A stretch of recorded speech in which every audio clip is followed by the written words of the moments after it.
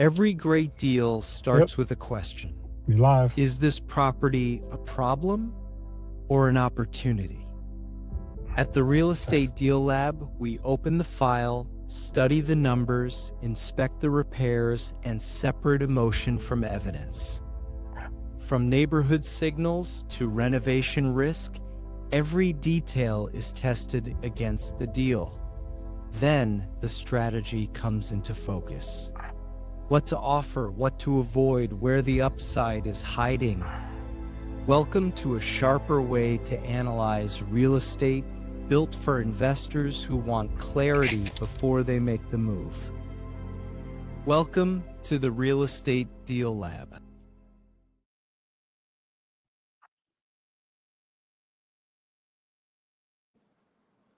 Welcome, welcome, welcome. I'm super excited because I'm super excited. Thank you for that beautiful intro from Layer 8, one of the greatest to ever do it, in the background and in the forefront of this media podcast today.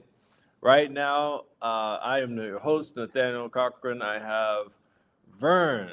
Man, we've known each other for a lot of years. Yep. Super real estate investor. And so how you feeling today? First of all, how you feeling today? It's been a minute.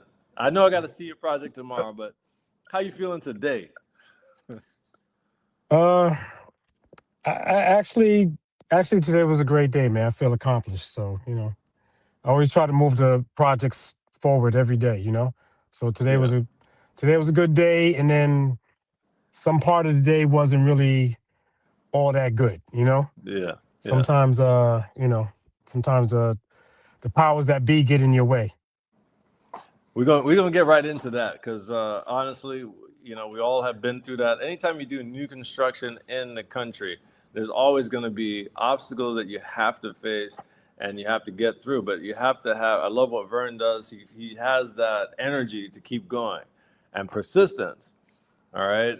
So tell us a little bit about you. Like, how did you even get into real estate investing? Number one, and let's start off with that, and then how we got into the build to rent space. All right. Yeah, my name is Vern Daniels. I'm from New York, and I came down to Florida October, make 9 years. Um, I was a safety manager and coordinator for the Teamsters Union, and I was a driver. Actually, I came down here on disability. I came down here in a wheelchair. And prior to that, prior to getting injured, I always wanted to escape my. I want to call it a 9 to 9. It wasn't even a 9 to 5. I worked very hard, and that's how I ended up breaking my feet. And so I studied, uh, read Millionaire Next Door, and you know, uh, Rich Dad Poor Dad and all that stuff, Think and Grow Rich, like everybody It's like else. the ground rules for the Yeah, ground rules for the game. Yeah. yeah. So I pretty much tell people I went to YouTube University, doing podcasts, same thing, keeping these headphones in my ear, constantly learning, falling asleep with the stuff in my ears, manifesting, praying. And Mm. so I came down to Florida. I had like 2.5 years on my disability. So I already did a year and a half in New York. So I only had 1 year. So I tell people that I had 1 year, one dream, and one suitcase to become a full-time real estate investor. And in that first year, I bought over 10 houses. Woo. Now say that slowly. Say that again, just so people could understand. Because again, how many? Uh, you know what? Let me back it up. I think it's about 8 houses in a year, but I bought a lot of stuff creativity. Like I was very creative. Um, and I was waiting for my 401k to extract that money. And I was like, it was taking too long and I had to figure it out. Yeah. So I got deals in different ways. And yeah, Nathaniel, he's actually seen my deals. So I'm not just talking. Oh yeah. Oh yeah. No, we seen the deals. You definitely had quite a few homes, and you said you got them creatively. What is some of the strategies of the creative that you recommend? Because a lot of times when I share it, I said, "Hey, listen, 6 months, I was able to get 11 houses creatively," and hold a lot of them as rentals, fixed and flip. But like, how were you had a different structure of how you found them and how you did it, which I love. So jump right into it. Um, yeah, the first house, um, I knew I was going to just have like a 2 week stint down here. And what I did was I had some bandit signs set up. Those are those yellow we buy houses. Hmm. So I was grandma buys houses. So I think I had about 40 or 50 signs, and I just went You out know, in the I middle of the forgot night. about that one. I forgot about that. Yeah, Yeah, grandma. so I just went out and in a couple of days later, I was getting phone calls. So the deal that I got, it was two brothers, and I call it my Cain and Abel house. And two brothers fighting over this house. It was their mother's house. It just went through probate. The cousin lived there, and they was paying rent. And the brother that contacted me hated his brother so much, and uh, I was like, well, I was like, you know what? I tried to figure it out creatively. I was like, listen, you own half of the house. I'll buy half your rights, your equitable rights. So I sat down with, I found an attorney, which was not really the best attorney, and he'd been around for about 40 years, but it was kind of a blessing in disguise because he made me do all his work, and then I had to pay him. So I ended up learning real estate law through him. Mhm. I didn't have my intention to do that, but yeah, but back to that house, I knew that they rented it out, so I paid off, paid the other brother off, set a owner finance deal with him, and then controlled the house, and then I would tell the other brother. Now later I found out he was handicapped, and what I did was, okay, I'm about to put a roof on. I'm about to put, 10 grand on it. I need your 5 grand. I'm going to paint. I need your half of that. So I kept hit him in the head with that. And he was just like, you know what? Just take it. This is too much. So I cashed him out. I cashed the other brother out. I bought that house for $17,000. I probably put about 10,000 into it, 10, 12. I was renting it out for about 1,200 a month. And a couple of years later, I sold it for 160,000, So and that I was a snowballed that money creative. something. That was a creative deal. I just had to. We just had to talk about the creative deal before you got into the build to rent space because the creative way is really how you find the discounts and the value, right? You added a lot of value. Definitely seen how rough that house was, and you brought a lot of value to that community too. So definitely good job in going through the whole process. Now, what made you leave? Because you had a lot of lucrative deals along the way, and we've been discussing them, working it out. But what made you move from the this type of investing to now the build to rent space? Um, I think the market changed. I didn't really want to. Sometimes the creative deals get stalled. Sometimes you got to go through probate. Um, just different avenues that I didn't want to deal with, and sellers. Some people I'd buy it and then they'd try to move back in, and a lot of different weird. A lot of Some of headaches. these people, yeah, some of these people were desperate, and I got to wait for legal and counsel and quiet the title and all that other stuff. So this way, nobody fights for land. Nobody lives on the land, so I don't have to worry about going back and forth. I'm like, oh, this is my mother's house, or you know, this is the only house that I have, and Hmm. and try to paint me as the bad investor. So now I just find land. It's a burr method. The regular burr method is buy, rehab, rinse, and repeat. Hmm. Mine is different. Mine is build, rent, refinance, rinse, and repeat. So Hmm. that way I find the land, I pay cash. I don't have to worry about a mortgage on that. And then you turn around, you finance the build, you get your subs together and do a nice, everybody likes new, you know? And I mean, then what you're doing is you did an amazing project. Go ahead. Sorry. Go ahead. no, it's okay. And then you just add value to the neighborhood. You tell the neighbors, they see your project, they want to step up their project, or their house or whatever. And and then also I see that with new construction, I have a totally different caliber of tenant, you know. So I'm more used to be kind of like the Section 8, Social Security, VA type of client.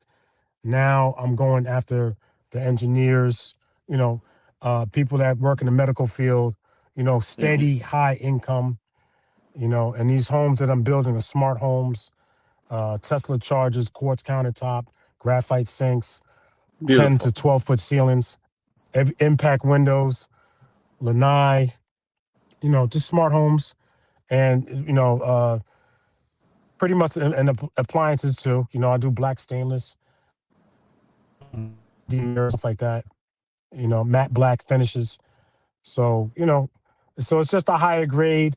And then also that gives me deferred maintenance. I don't have to worry about repairs right away because everything is brand new and it appraises high. So the one I just did, that my tenants moved in April, acquired the land for $20,000. I put 187 into it. It appraised for 330,000. I rented out, which I made a mistake. I went too low. I rented out for 2,100. But the day that I listed it, 24 people came out, and I should have brought it up to maybe 2,350 or 2,400. But you know But how you it still is. crushing it. Just You still, I got yeah. to You get New don't want to York. be. You still Yeah, crushing yeah. It's it just though. Beautiful. pigs get fed and hogs get slaughtered. So I didn't want to be a hog. I didn't want to be holding this property, waiting for somebody to pay the amount that I wanted. I need to get it rent right away. And the tenant I got in there, they could afford to buy the house, to be honest with you. So it's just a change of uh environment. So now I'm Do you just feel like it's stress free, is less stress? I mean, I know we're in construction, we're in investing anyway, but do you feel like there's less stress? Because like when I build that one that you went through, do mhm. you feel like it's less stress dealing with this new method?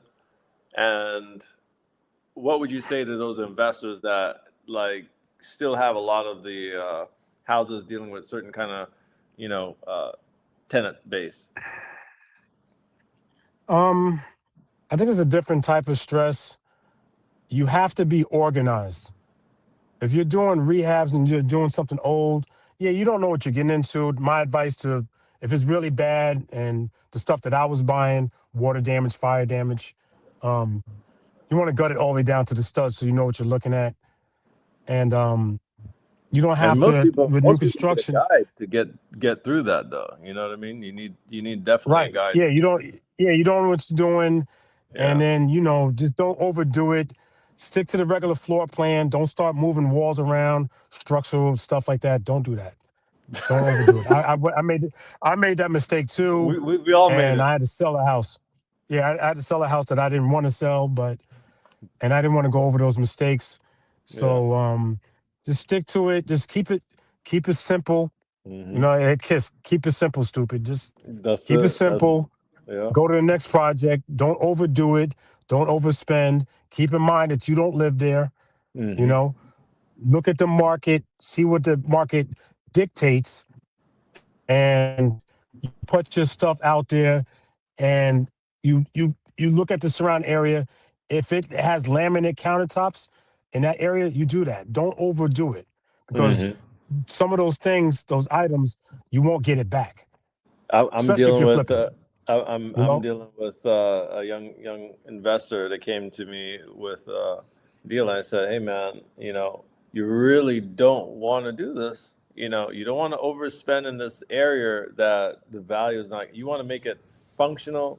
You want to make it safe, but you don't want to start adding all this stuff and say, oh, I'm going to get that money back. You're never going to get it back. In many areas, you're not going to. If you're putting certain things, you're not going to get that money back." You know, and you have to keep that in mind. But you no. do it so high end, but at a great cost. Like you're all in at 180 for a house that could be appraised for 300.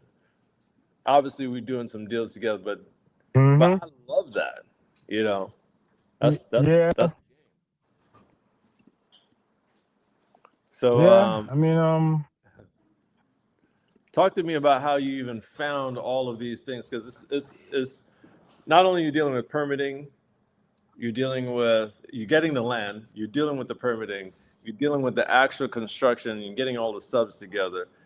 How do you make it cost efficient to build? I know you can't give all the game right now, but in the private community, we're going to give some of those key factors. But like touch a little bit on it, so we get excited. I want people to be excited because it's possible. The best thing I could tell anybody is, do your homework, really learn this thing, and just get to the point where you're kind of like in geek mode. So you want to be able to underwrite the deal in front of anybody.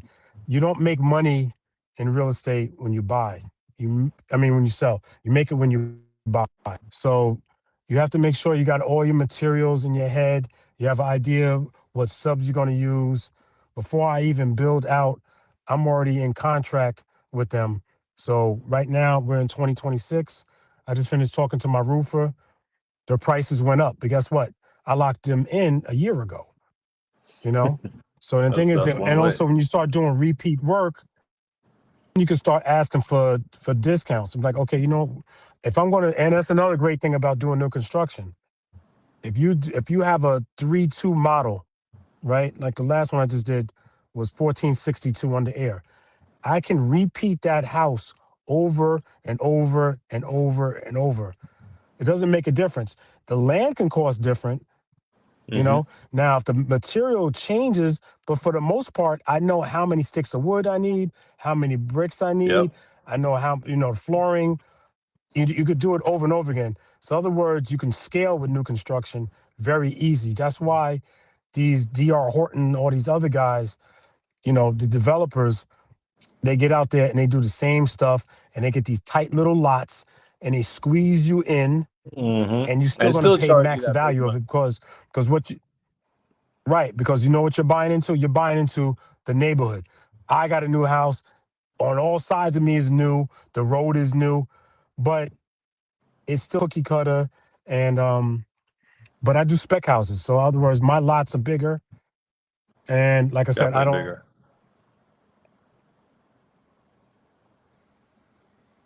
Oh man, looks like we lost him here. Woo, he's just giving the game yet again. I love it. We're gonna wait until he gets back in here. The reception was a little rough. Let's see here. Oh, no, not gonna do that. All right, you back. Sorry, we got you back. Okay. So you're keeping the costs down by locking, the subcontractors and the roofers, everybody in a year in advance. You're keeping the repeat business. So what's your goal right now? What's your goal? I know your goal with it, but what's your goal with these houses? You're gonna keep them, rent them. What's the formula that you have? Yeah, let me get a better. So hold up. Yeah, my goal is to definitely Your audio is a little take care of my kids, man. Your audio is a little messed up. Yeah. Let me figure it out. You might have to take the Wi-Fi off.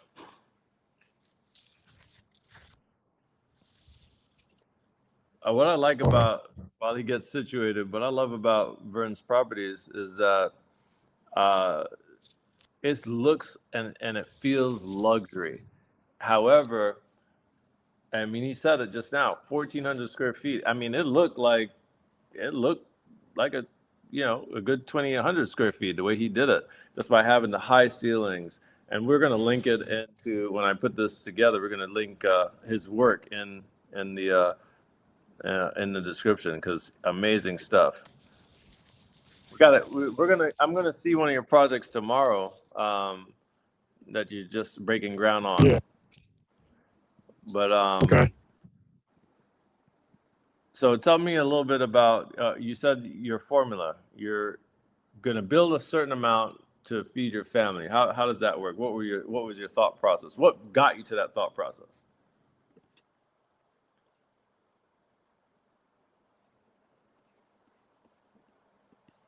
Now your reception is a little bit rough today.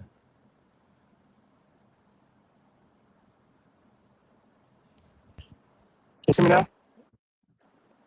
I can hear you, but I can't see you.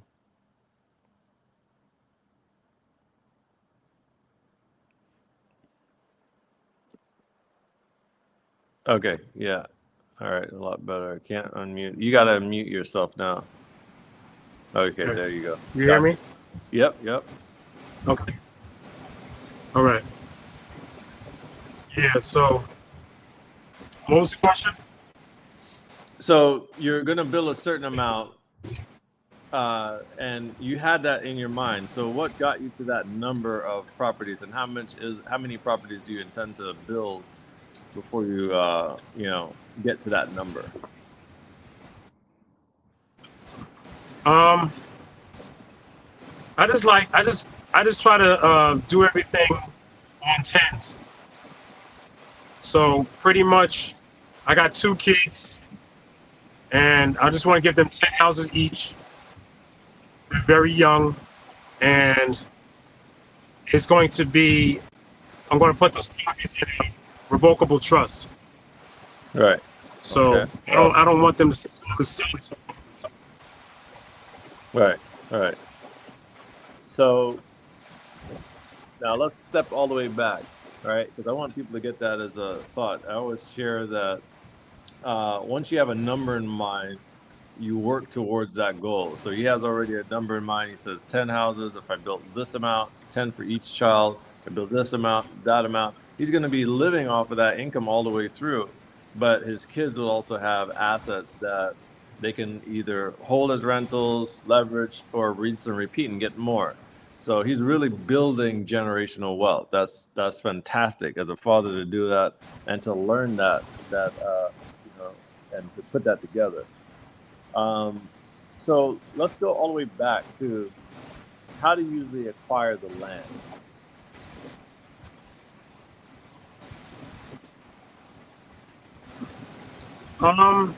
You can acquire the land. I think once you figure out a way to even buy a house, land is a whole lot easier because a lot of people have land. Right. So you'll find something that you could do it for driving for dollars. You see a vacant lot and you figure out the address. If there's between 2 houses or there's a house in front of it, you figure it out. I would say drop a pin on Google Maps. Mm-hmm. You see the address. You go to the tax assessor's website. You pull it up. You find out who the owner is. Obviously, nobody lives there. But then what you could do is you turn around and do basically a little research on who the property owner is. You'll see the mailing address. If they live nearby, go knock on the door and tell them, hey, listen, you know what? I'd like to buy that land because guess what? All they're doing is paying taxes on it. Right. So it might be it might be a burden. And sometimes when you cut that grass that first time, the city wants you to cut it all the time. And right. If you cut it all the time and you're not living there, that's always a fee that people, is really a lot of money. Yep, because it'd be enforcement, Yep. Then you got all those other strategies. You might have obviously it's an absentee owner because nobody lives there. It might be an out-of-state owner. It might be probate. Somebody probably died, and it might be behind in taxes. There's different levels of distress, and that's what we buy. We buy distress, but we sell and rent equity. That's right. Square footage. That's right. So just so people understand how the market is right now, renters obviously want privacy of a house. They want that simplicity of renting. They want, consistency. So like all Verns and our projects are consistent all the way down, right? They're going to be clean, safe, and they're going to have certain type of finishes that we're comfortable with them having, and also, tenants. I always say residents are happy as well with. What we're seeing right now, it's a 7-year high. Single family rental households reached a 7-year high in 2025, right? So it's saying that it's getting higher. You know, people want to rent more houses. So let's see some other stuff. So when you looked at the demand, because I know where you built it, right? When you looked at the demand were you thinking about the demand that was coming or that was already there for houses? What were your thought process?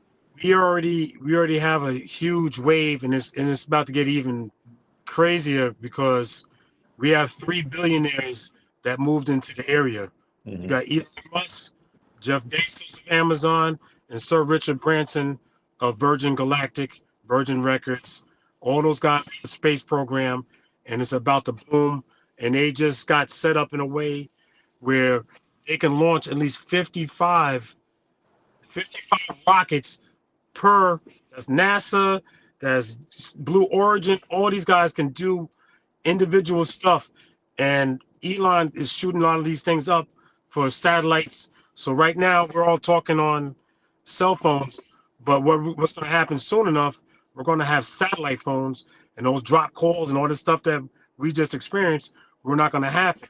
So so there's a lot of development that you're watching. So it's a lot of growth.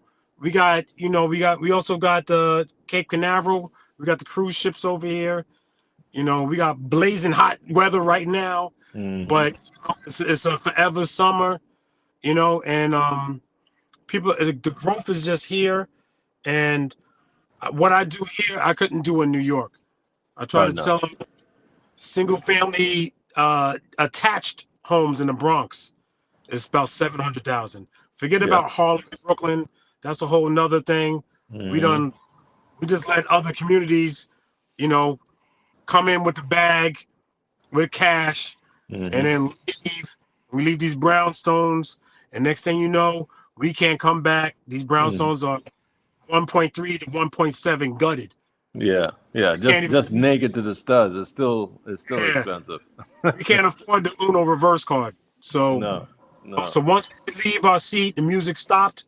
We can't go back. So I try to tell people this area is like Harlem in the 90s. Come down here. I tell my friends from New York, you know, yeah, you got a 6-figure job. You know, garbage man makes 6 figures up there. But the lifestyle is going to cost you 6 figures. Come down here, get a little raggedy house, clean it up, rent it out for like $1,200. You know, $1,200. Yeah. Yes, it's $14,400 a year. Saying you get 10 of those, you're 144,000. Now you just replaced your income up there. Facts. Woo! That's the game right there. You just shot them the game. So nobody that is up there has an excuse right now after watching this. What would be? I mean, sometimes people have fear. Sometimes people, they just don't know. Obviously, they can follow the Real Estate Deal Lab. We're just sharing all the real game, straight 100%. No fluff, no stuff, okay? So, but like, what is, you know, how do they overcome that hurdle? Like living in New York and saying, oh, I could really rent something down there, I could buy something that cheap, or I have Vern and his team, you know, Real Estate Deal Lab build something. How do they get past that fear? You know what? You just got to get sick and tired of being sick and tired. You know, I noticed that this is what I noticed now that I'm on this side of it. When I call my friends on Monday, I got to speak to them before 9 o'clock. Facts.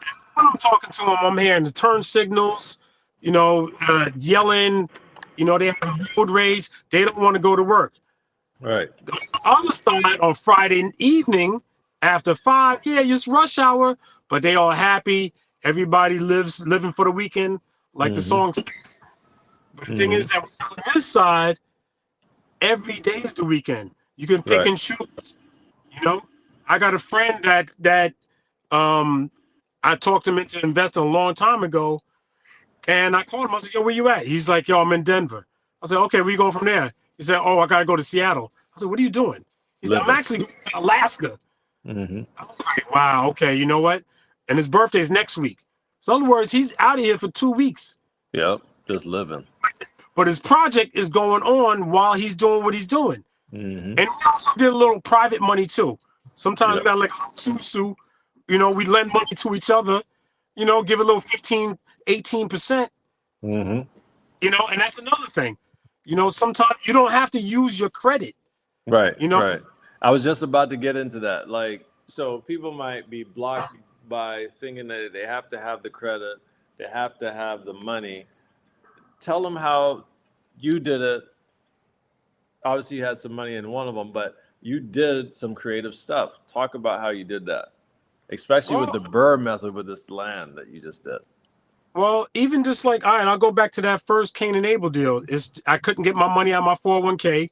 The guy that's going to Alaska, you know, he's a good friend of mine. I used to own a barbershop in the Bronx. He owns a barbershop down here, and he's a longshoreman. So he works at the port. And so I was like, all right, he's liquid. I was like, all right, I can't get my money out. I said, listen, I gave him 40%, which is nuts. I'll never do that again. But I paid him in the beginning. We just got to get it done. Yeah, I needed it. You know what I'm saying? Yeah. I couldn't get my money out. He helped me get the deal. I figured out a game plan. I bought half of the house. I gave him exactly what his mortgage was, actually what he was getting in rent. And I said, if I make a mistake, you can always take it back. And he loved it. And I kept my word to him, and I paid him on time, sometimes ahead of time. And what did he do? He referred me to somebody else, and I got another house from him because I kept my word. So basically, you have, I mean, track record, right? I always believe that track record definitely keeps the deals flowing, right? Also speaking about what you're doing. So this is what I'm doing right now. It's like we're speaking about what we're doing. Because a lot of times when you're an entrepreneur, when you're in the business, you're trying to kind of tunnel vision. You got to deal with FPL. They're dragging your project. Shout out to all the people at FPL. Don't come from me. I know some of y'all are watching right now. But Florida Power and Light, that's our electric company out here. Right. So you got FPL, Florida Power and Light. You have utilities companies, you know, whether it's you know, water, sewer, whatever. All of these different, you know, and contractors being a little slower, this, that, the other. You have all of these things happening, and sometimes you forget to actually communicate like what we're doing right now. So I'm excited to have you on again, Vern, because I know what it is. We get too busy doing the game and doing the deal that we don't share with people, because sometimes we don't think that they understand or even have interest. So that you shared it with your friend, right? It's kind of what I want all people to do in our community and on this live. Share it with your friend. There is an opportunity there, you know, that you were able to share with your friend, and now he referred you after doing a deal. I mean, that's legendary, man. So kudos to you, and you getting it done. Yeah, I pretty much call it an elevator pitch. You always got to be always on, and you have to be relatable to everybody. So, you know, I could speak to people in the hood. I could speak to people in, you know, the nice bougie areas. You know, you got to come across neutral, and you got to put it in a way where people understand.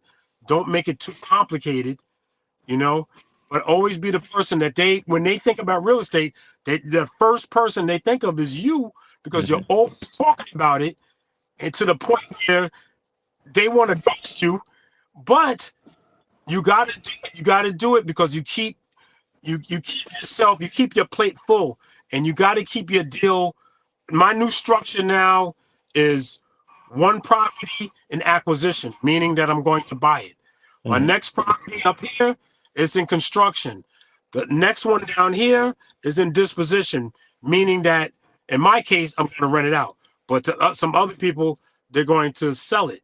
So you keep the deal flow going over and over and over, and you talk about it, and you don't stop looking at the market.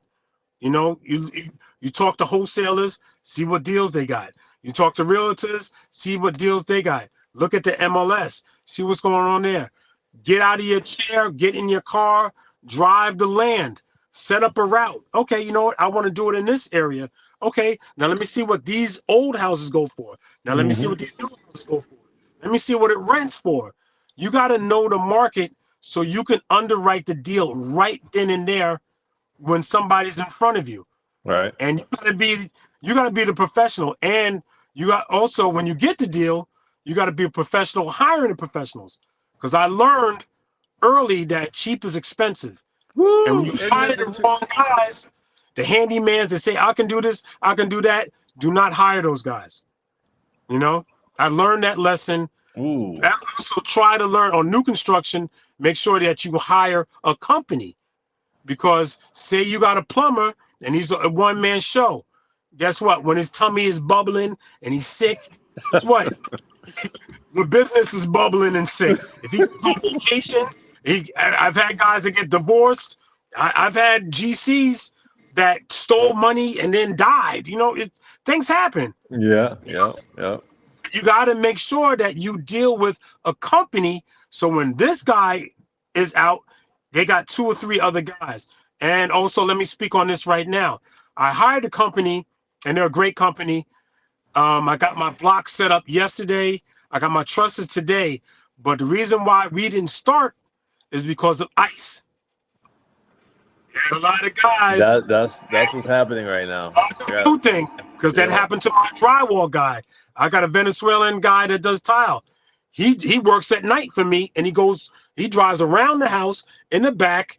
He does great work, but you know, we need to keep these people here. You know, we do. That's a whole nother story. That's a whole nother topic. Man. But like I said, cheap is expensive.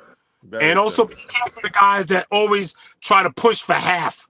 They try to put, you know why? Because what they're going to do is they're going to take your money and then go to another job, get another half. They go somewhere else, get another half. Then they're not picking up your phone. Yeah. So basically, what you do is set up with guys that takes credit card. That way, I'm about to give you a tip. And that way, shield yourself. Yep. So if they act funny, guess what? You hit up the credit card company. Oh, no, then this thing go right. We need to slow this down. And what they'll do is pause on the payment. You know? So you shared a real gem, which I'm gonna link in the community, of how you had credit function as cash payments, and you showed me that whole setup, and I thought that was legendary.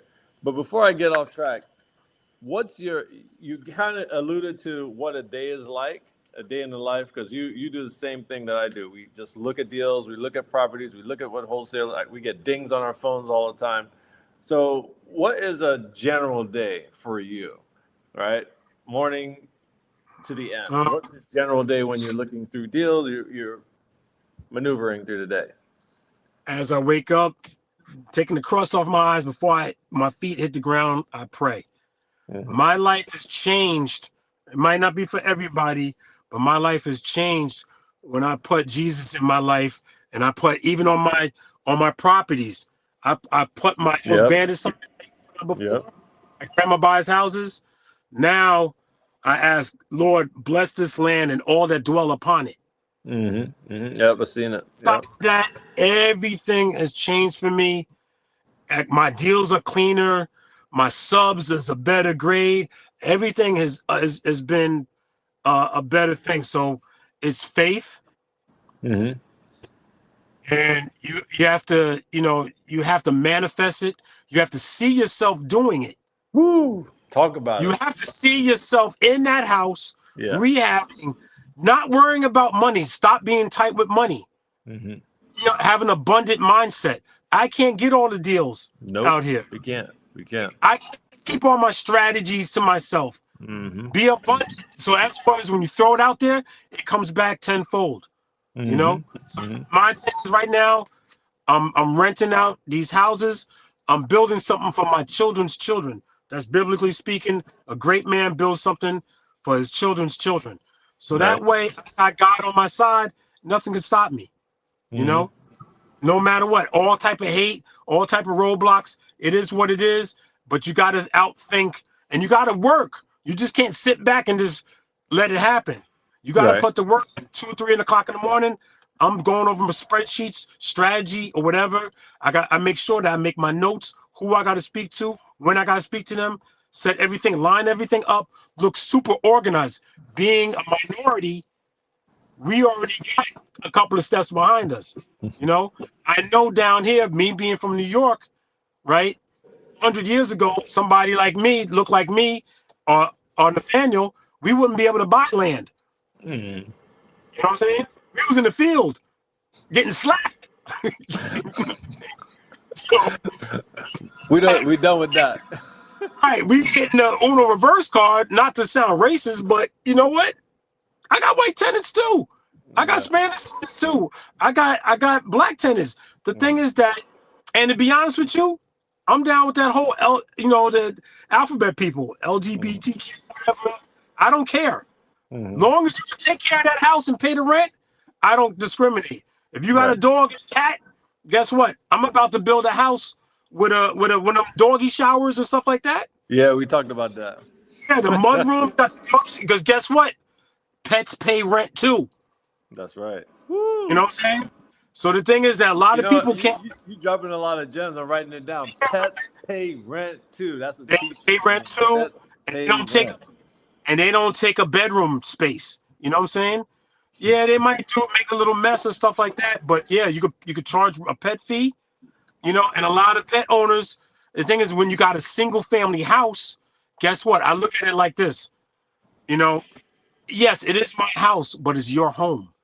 So, Yep. you know, so now, I got like next week, I got to put a fence out because they want a privacy fence and they got dogs. Okay, fine. They can't do that in an apartment. You know, they're not sharing walls. You know, also, if you're building a house, don't be cheap and make sure your insulation is fully throughout, not around the walls, all inside. So what you're doing is you're setting up soundproofing. You know, you That's don't want to good. have That's a kids good joint. screaming. The person that's paying the rent, they want their privacy. They want their little adult time and Mm-hmm. whatever's going on. And you also set up in a way where these houses are indestructible. I like block frame houses. What did we learn from the Three Little Pigs? Go, Stick. go see down here because we got the mold and all this rain and all this craziness. Don't be cheap. Again, don't Mm-hmm. be cheap. It's up to you, and it appraises higher. So get yourself a block frame home, impact windows, not regular windows. Get big windows too because you want natural light. Who the hell Yeah, I wants a little love that. tiny high Yeah. ceilings? And if you can't afford it, put a metal roof on there. Now you got a tank. Mm-hmm. A tank of a house. Yeah, you So want it. Yeah, you want it bulletproof, man. yeah. No, I mean, like we always talk about. Uh, let's go back. You said to manifest it, to think it, to believe it, to see it already, and then building a product that you're proud of, that the residents are happy with, and then really just sharing with them that this is their home. I love that. That's some very powerful stuff. Yeah, you Oh, want to and then impress. At the pets end of pay the day, you rent. got to impress the bank. You know, because the thing is, what we're doing is we are buying these houses, building these houses, put the tenant in there right Mm-hmm. away. You're getting equity. Say it's $2,000, right? Mm-hmm. So that means you're getting 24,000. That adds up to your income. Mm-hmm. That's your income. But at the same time, we're talking about the equity 60, 65, 70, 75% loan to value. Mm-hmm. Meaning that what you're going to do is, let's say you're all in at 200,000, right? And you're renting it out for $2,000 a month. So Mm-hmm. that means the first year you're getting that 24,000. But let's go on the equity.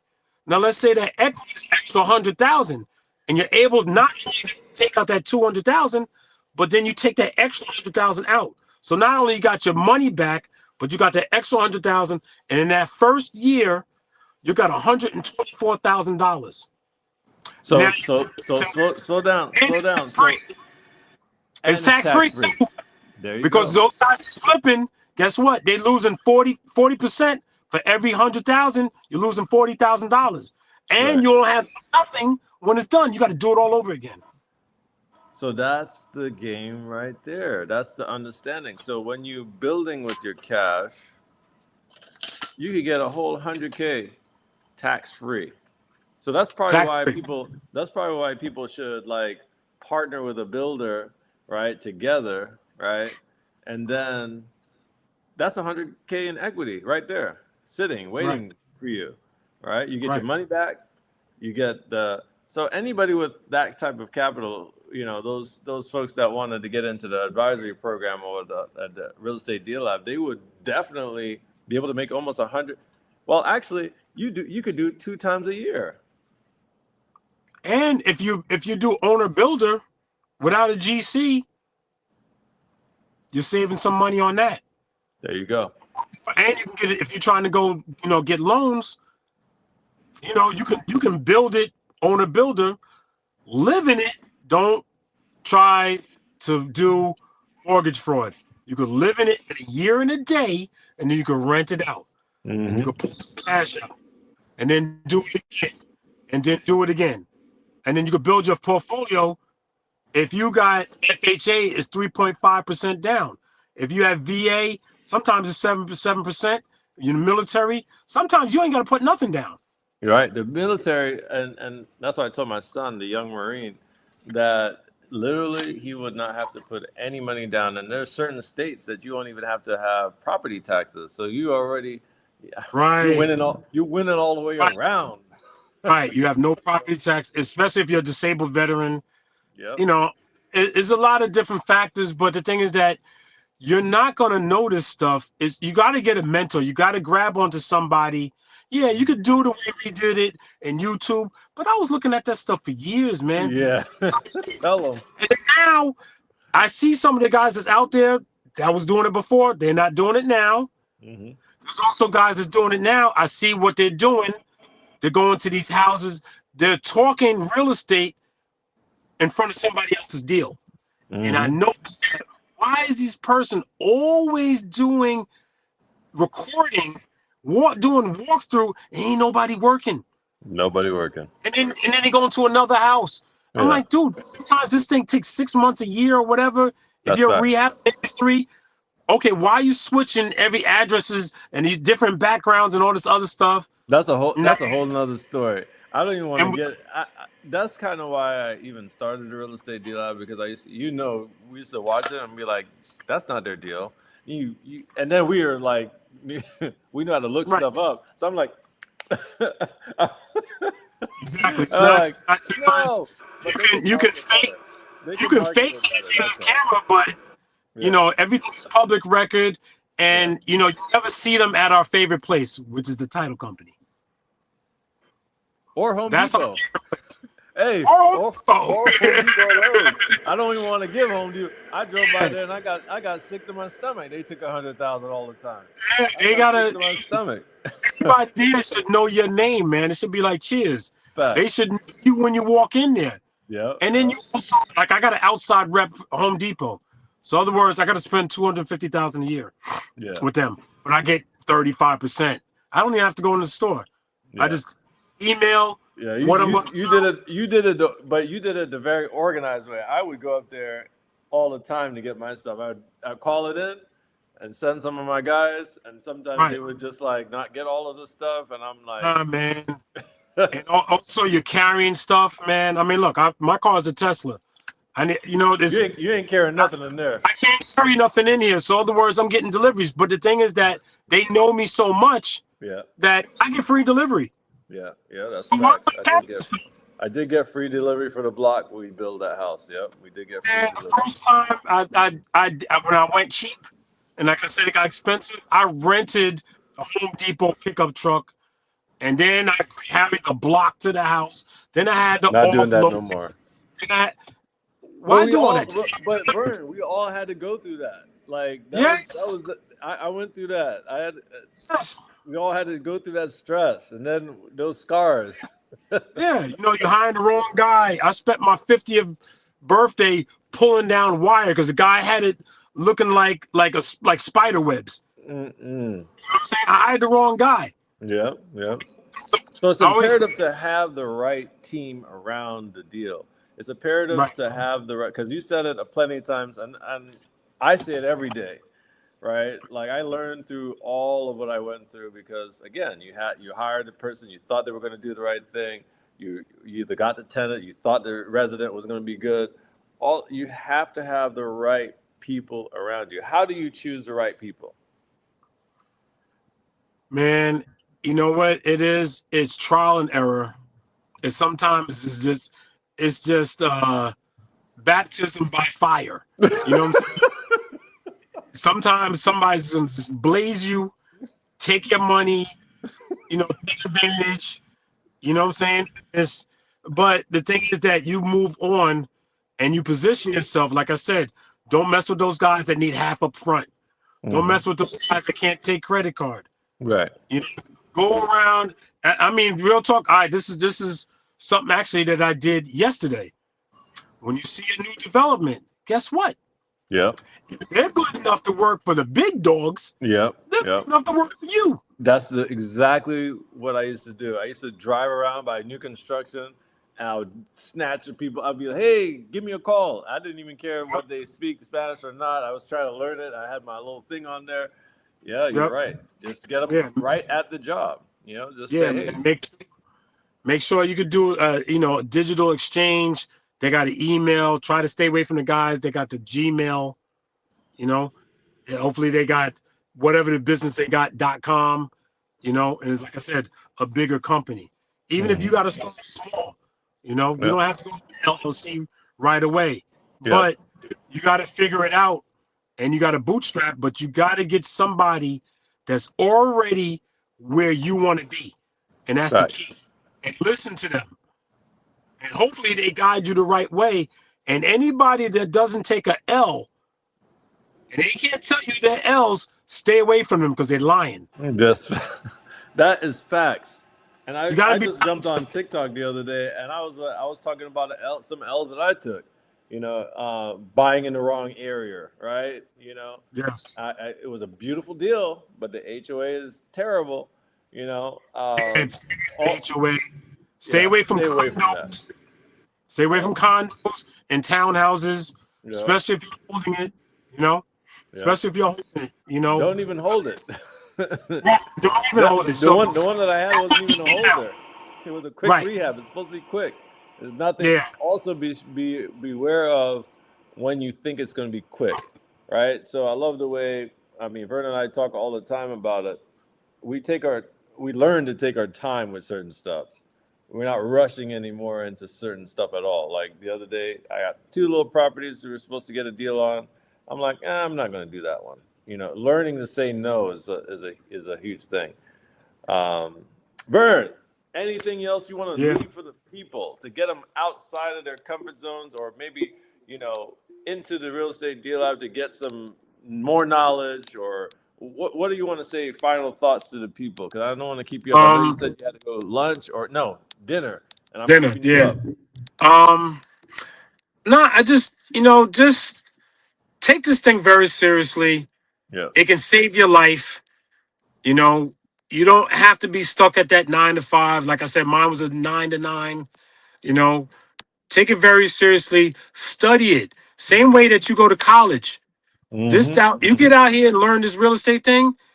Whatever you was going to put into college, put it into this. That's right. And you turn around, you'll make more money than those guys that did go to college. There's a thing out there because it's called a plumber versus the attorney.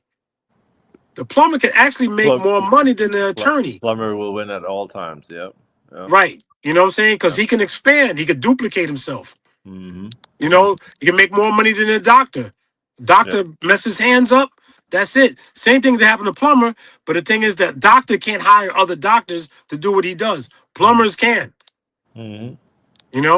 So take this thing very seriously. God ain't making any more land. And guess what? Everybody needs food, water, and shelter. That's facts. This is the shelter. All right.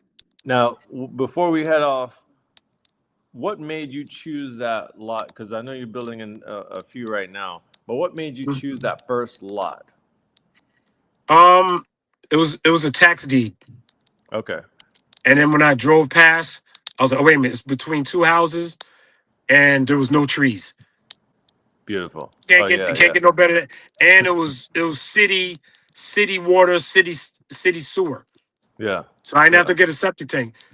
It was, So that it is what it cut the is. cost right down the middle right there. Yes. Now Beautiful. since then I've had stuff that I got to cut trees and all those expenses, gas lines and all that other stuff. But that first one was a gift from God. I'm not gonna lie to you. Yeah, You know? that was a good deal. All Yeah, right, man. so So we definitely. Oh yeah, talk to me. What's the last thing you would leave to your 10-year-old self? If you were 10 years old back in those days, what would you tell yourself right now? With all the knowledge you 10 years, have, in real estate. basically my son. Yeah, your son. What would you tell your son? Take advice from your elders. Look at some of the things that you're into and watch them and learn and listen. Don't talk, just listen. Mm-hmm. Oh man, that was great advice, man. Thank you so very much, Vern. Go have your dinner. You're a Yeah, friend of man. mine, but you shared the game with the people. Yeah. I'm honored that we had this moment real quick in the chat with the Real Estate Deal Lab. If anybody needs mentorship or you just need to learn a little bit more, there's a link in the bio. You can always go reach out and take a look at all of the projects that we're working on. Also, we have the Real Estate Deal Lab Analyzer. So when Vern was talking about analyzing a deal in a matter of minutes, because you have to analyze fast, that's free. That's already on the website. So definitely type it in if you want to build to rent or if you want to fix and flip. This all on there. And I'll see you at the next one. Thank you very much, Vern. And I'll see you All at the right. project. All right. Talk to you soon. All right, Thank you bro. again. All right All right, now. cool. All Yep. right.